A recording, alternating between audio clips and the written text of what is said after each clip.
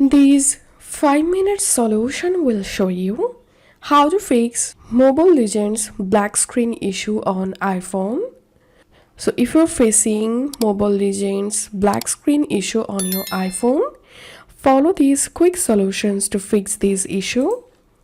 The first solution is update Mobile Legends app. Go to your App Store, search for Mobile Legends. If you see any update available, then update the app and check the issue.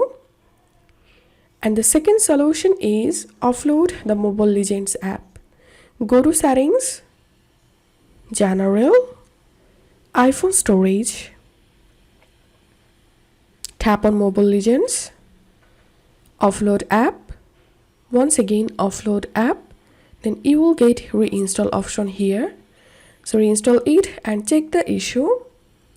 And the third solution is free up your iPhone storage.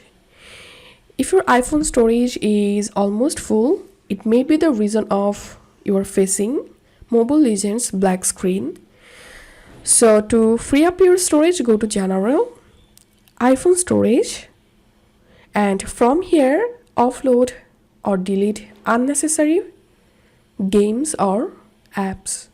That's how free up your iPhone storage, and it should fix your Mobile Legends black screen issue.